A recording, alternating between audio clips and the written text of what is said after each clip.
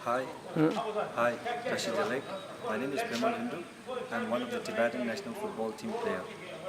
I played football since when I was 5 years old. I remember running down the ground as a young kid to play football whenever I could find free time after the school hour. And this is the only ground we have in Dharamsala.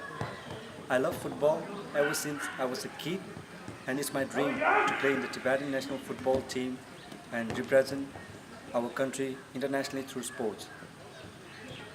I was 5 years old when Tibet plays first international match against Greenland in 2001.